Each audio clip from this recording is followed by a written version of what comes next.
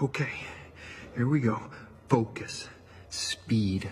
I am speed. One winner. 57. Losers. I eat losers for breakfast. Breakfast? Maybe I should have had breakfast. A little brekkie could be good for me. No, stay focused. Speed. Faster than fast, quicker than quick. I am lightning.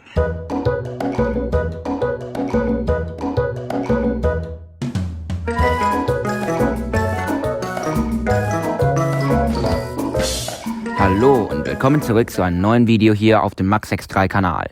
Diesmal gibt es ganz viel zu erzählen und wahrscheinlich wissen es die meisten schon vom Intro, dass ich in Valencia war. Zwischen meinen letzten Videos und diesem habe ich ganz viel gemacht und ich werde es euch auch am Ende des Videos erzählen. Kommen wir nun zum Rennen. Der T4 Nations Cup ist ein jährliches Event der T4 Tillotson-Klasse von Karts und ist in den letzten paar Jahren in Valencia bei der Kartodromo International Lucas Guerrero stattgefunden.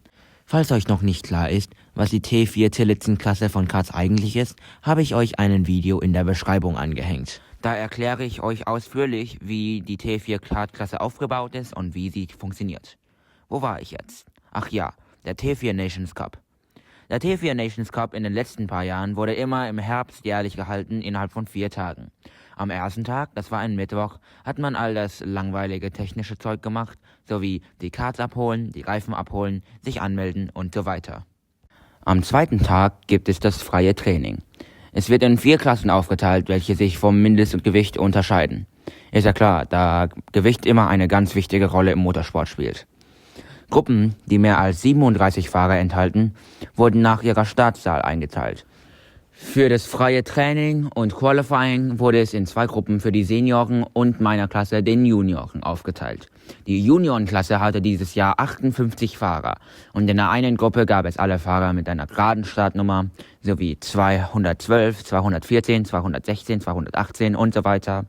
Und in der anderen alle mit einer ungeraden Startnummer sowie 211, 213, 215 und so weiter. Kommen wir nun zum Zeitplan von Freitag. Am Freitag gab es schließlich das Qualifying und das erste Heat. Beim Qualifying gibt es genauso wie im Training nur dieselben 2 Gruppen, aber im Heat wird's komplizierter. Heats sind sozusagen Minirennen, ähnlich wie die Sprintrennen in F1. Für meine Juniorklasse 7 Runden, wo entschieden wird, welche Platzierung man für den Superheat hat und ob man in die Finale kommt. In den Heats gibt es einen Punktesystem, welcher für eine bestimmte Platzierung auch genauso viele Punkte gibt. Sowie 2 Punkte für den zweiten Platz, 3 Punkte für den dritten, 4 Punkte für den vierten und so weiter. 2 Ausnahmen gibt es hier, nämlich den ersten Platz, der 0 Punkte kriegt, und Fahrer, die disqualifiziert wurden oder das Rennen nicht abgeschlossen haben, welche genauso viele Punkte wie der letzte Platz bekommen, plus 1. Am Ende von den 3 Heats werden all die Punkte zusammen addiert und somit die Plätze für den Superheat bestimmt. Beim Superheat, der 9 Runden lang ist, starten die Fahrer nach ihrer Punktzahl, aber sie sammeln hier auch Punkte. Schließlich werden die Heat- und Superheat-Punkte zusammen addiert und die 36 Fahrer mit den wenigsten Punkten kommen in die Finale. In den Heats werden die 58 Junioren in 4 Gruppen aufgeteilt.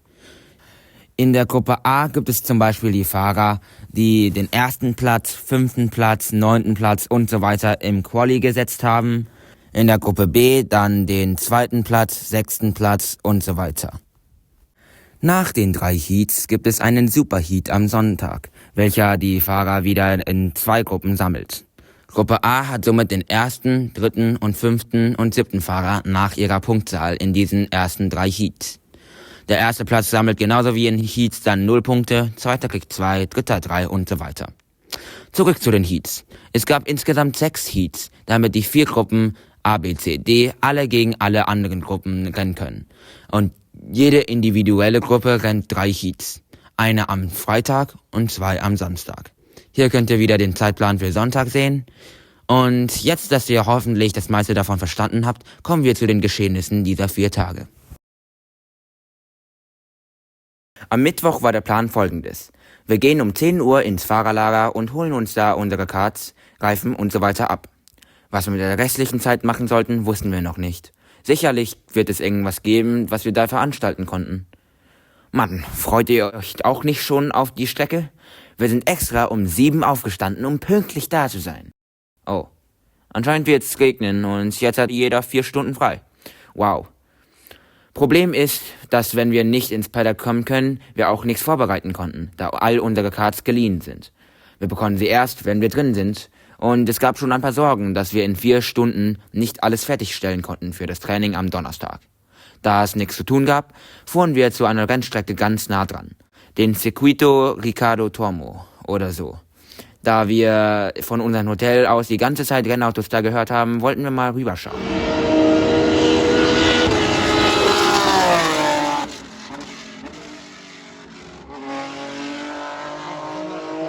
Ich würde sagen, es hat sich gelohnt.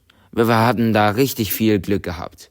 Auch sind wir an der richtigen Zeit gegangen, da es plötzlich unglaublich stark angefangen hat zu regnen. Nach 4 Stunden von völlig verrückt wurden wir endlich reingelassen und ich habe es nicht gefilmt, aber es gab wirklich unglaublich viele Fahrer und Mechaniker da. Mehr als 200 Fahrer aus allen Ländern der Welt. Und es gab noch viel mehr Mechaniker, Helfer und Familienmitglieder, die diese begleiteten. Ich habe auch so eine Karte bekommen mit meiner Fahrernummer, was ziemlich cool ist. Das brauchte man, damit man mitrennen konnte und so. Die Zelte, wo all ihre Karts hatten, waren riesig. Eigentlich gab es nur 2, wo alle Fahrer und Mechaniker sind. Ein großes ganz vorne, ungefähr 120 Meter lang, und ein kleineres ganz hinten, wo wir waren.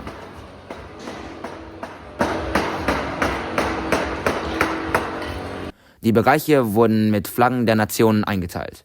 Die deutsche Flagge war besonders prächtig. Nachdem wir alles überraschenderweise fehlerfrei hingekriegt haben, war das Training am Donnerstag auch erstaunlich gut. Keine Feuerbälle, keine Tränen und ich war ähnlich schnell wie alle anderen. Dann kam der Freitag. Quali ist nur 6 Runden lang, also muss ich die Reifen ganz schnell heiß kriegen und alles in den letzten Runden geben. Aber beim freien Training war ich schon 16. Platz. Sicherlich wird Quali nicht so schlimm. 21. Das ist nicht so gut. Unser Plan, sich hinter einen schnellen Fahrer anzuhängen, hat überhaupt nicht funktioniert, da der Typ, an den wir uns ranhängen wollte, in der Boxengasse sich gedreht hat. Somit war ich ganz vorne ohne Windschatten und durch ein Überholmanöver von jemandem am Ende von der vorletzten Runde konnte ich nicht viel aus meinen gradwarmen Reifen herausholen. Ich war mit einer tiefen 1 Minute und 5 Sekunden ungefähr 2 Zehntel hinter die Fahrer, die ich im freien Training noch deutlich hinter mir hatte. Anschließend haben wir noch ein paar Regeln besprochen und dann kamen wir zum ersten Heat. Germany running in P6, so they're behind Mariano Axel and Nocom and Phil Becker. It will be Scott Riley, the veteran from 2021 that leads us down towards the lights. Then comes Keith Burke, who is going to lead into turn number 1. We get ready to go racing, and we're away now. And it looks to be a very good start by Keith Burke. All things considered, they're going to stay side by side down in towards turn 1. Pre-Trevino, though, gets up past the young Irishman and up the inside of all of them. That looks like Martin Wright or Axel Nocom even. Yeah, I think it might have been Mariano Axel Nocom who managed to get through on the inside of them. Oh, and there's a conflagration in the chicane. Several cars involved. Nun, was ist denn hier passiert? Hier bin ich sogar kurz zu sehen. Ihr könnt wahrscheinlich nicht ganz gut folgen, was in den ersten Sekunden alles passiert ist. Kann aber auch niemand in so wenig Zeit von außen. Ich zeige euch, wo ich am Start war, so dass ihr besser folgen könnt. In der ersten Kurve bin ich ganz nah am Vordermann, immer innen geblieben und konnte so ein paar Plätze gewinnen von denen, die ganz weit rausgetragen wurden und so ganz viel mehr Weg zurücklegen mussten. In der dritten Kurve wurde es aber wild. Mehrere Bremsfehler von den 10. bis 20. Plätzen führten zu einer Massenkarambolage. Ich habe mich auch da verbremst, aber kam gerade noch so mit ganz wenig Geschwindigkeit durch und konnte so ein paar Midfield-Fahrer, die noch in der Kurve stecken blieben, hinter mir lassen. Involved 4, 5, 6. It's a proper traffic jam as they all cluster together. Looks like somebody's taken a battering to the rear bumper. Somebody's not going to get going again, that's for sure. Nach der ersten Runde habe ich mich schon zum 17. Platz hochgekämpft und in den 6 weiteren Runden noch 4 weitere Plätze gewonnen, sodass ich auf einen schönen 13. Platz landete. Jetzt muss ich das nur noch 3-mal wiederholen. Anschließend gab es noch die Fahrerparade. Ich möchte euch nicht zu sehr damit langweilen, da es alles schon auf dem T4 offiziellen Kanal gezeigt wurde, aber ich habe einen Link dafür in der Beschreibung gelegt. Ihr könnt das anschauen, es war ziemlich witzig. From Germany. Oh, let's talk to the flag bearer. How are we all going? How's it looking? Kommen wir nun zu den Geschehnissen am Samstag. lap. Not able to improve any further though, and he still could come under pressure as we see a yellow flag at turn number 1, John. That is the 219 machine. Im zweiten Heat habe ich es geschafft, eine Kollision zu verursachen mit der 219 von Spanien. Davor ging es noch nicht mal so schlecht und ich war auf den 15. Platz. Ich möchte nicht zu detailliert darüber sprechen, weil das ein komplett anderes Video sein kann. Also werde ich einfach euch erzählen, was ihr wissen müsst, und das ist die Strafe, die ich dafür bekommen habe. Er ist auf den 30. Platz gefinisht, weil er konnte noch das Kart fertig fahren. Und ich bin auf den 23. Platz gelandet. Das Reglement bestimmt, dass wir unsere Plätze tauschen, da ich die Kollision verursacht habe, und ich kriege noch eine 2-Punkte-Strafe vom spanischen Reglement, weil ich ihn von der Strecke geschoben habe. Das heißt, dass ich jetzt 45 Punkte insgesamt habe, und das ist eine durchschnittliche Platzierung von 22,5, also zwischen den 22. und 23. Platz. Das ist nicht ganz gut für mich, da ich auf den 18. Platz sein muss, um überhaupt in die Finale zu kommen. Jetzt aber wohl genug geredet, kommen wir zum letzten Heat. That still leads off the line. A good start by Riley, and then comes up the inside. Oh, a fantastic maneuver there. Oh, and there's a few drivers going off. Oh. Okay, der Typ hat einfach so 10 Meter von der Strecke gecuttet, aber anscheinend ist es jetzt auch legal. Ich bin auf den 15. Platz schließlich im dritten Heat gekommen. Es ist nichts weiteres Interessantes passiert. Und wegen einer Spoilerstrafe von jemand vor mir, das so plus 5 Sekunden gibt, komme ich doch noch auf den 13. Platz für den letzten Heat. Hier sind die Superheat-Startplätze und ich wurde auf den 22. Platz zugeteilt. Das ist aber ganz toll. Hier muss ich euch wieder den T4 offiziellen Kanal empfehlen, da sie das ganze Rennen live schon auf ihrem Kanal haben. Aber jedenfalls im Superheat ist nicht ganz viel passiert. Ich bin auf einen sicheren 16. Platz gefahren und innerhalb von 5 Sekunden von den 2 vor mir.